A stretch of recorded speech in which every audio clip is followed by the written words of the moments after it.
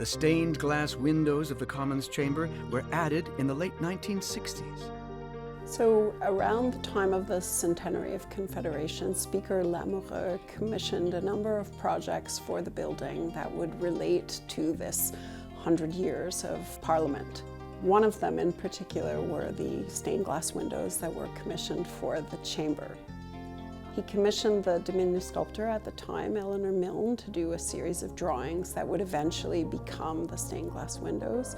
What she had in mind was to create a window for each province and territory as a means to remind the parliamentarians again of where they come from and why they're in that space. So each one has the official flowers and certain symbols that are unique to those places within the country. What we know about the stained glass windows, of course, is that the glass itself comes from all over the world.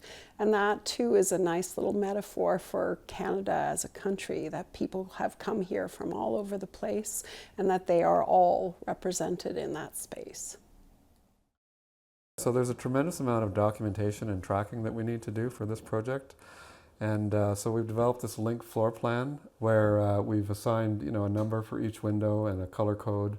They'll tell you what kind of window it is, and then the outline to tell you what kind of installation it is. Whether it's Meet frame, Mark Thompson. frame, He leads a team of conservators who are working on preserving the stained glass windows of Centre Block. All of the stained and leaded glass throughout the building is being worked on in one way or another.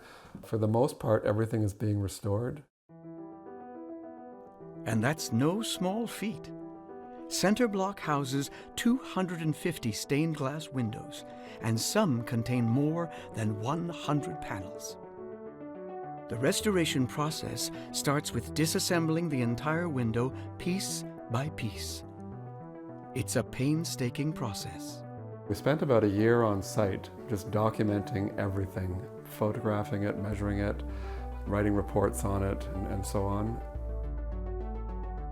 And then we spent the next 2 years, part of the fragile assets removal team, removing all of the stained glass and leaded glass. The windows in Centre Block, a lot of them were installed into stone reglets, which is a very old method of doing it, where it's basically just a channel in the stone and then the lead is carefully maneuvered.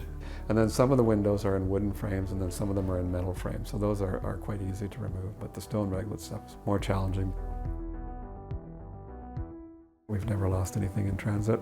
So for this we had to make 800 crates, and we made them ourselves in our studio. We're one step ahead of the abatement crew, and we went around and removed all of the stained and leaded glass, crated it. We shipped it to the McCoon Center at Pink Road in Gatineau.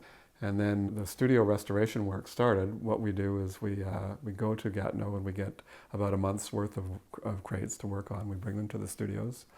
We work on them. Once they're finished and signed off on, then we return them to Pink Road, grab the next batch of crates, and we just are going to be doing this till about 2026.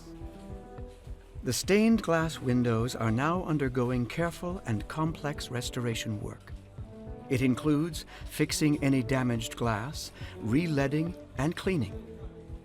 The lead is oxidized and can be dangerous. The windows are taken apart underwater, so nothing becomes airborne.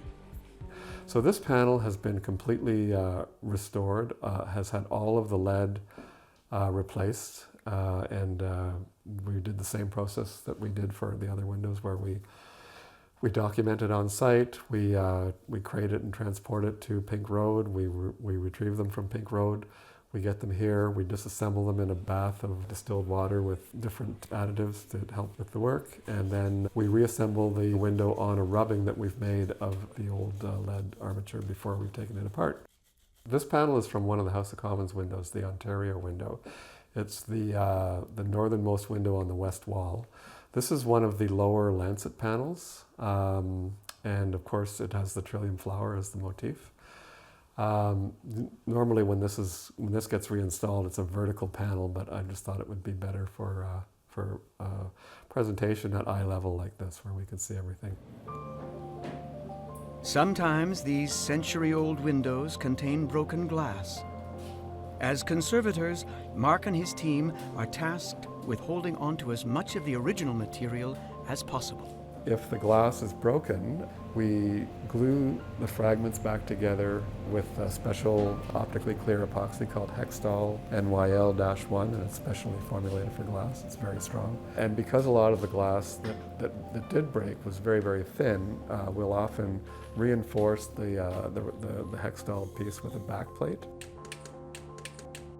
If we need to replace a piece of glass, we're very fortunate in having a very good stock of mid-century handmade European glass that is no longer available in Canada. So we're able to match any of the base colors that have been used by the stained glass artists to make these windows. And it is a challenge to get a lot of stained glass materials. But I've bought out different studios that were closing over the years, and I have a tremendous palette of the stuff that I can use to match any of the glass. It's just a terrific collection of glass, and getting to work on them, you really learn a lot. It's tremendously educational. Like every window you learn stuff from, but these ones are terrific, and it's really a pleasure. But also just a sense of, this is a really important building.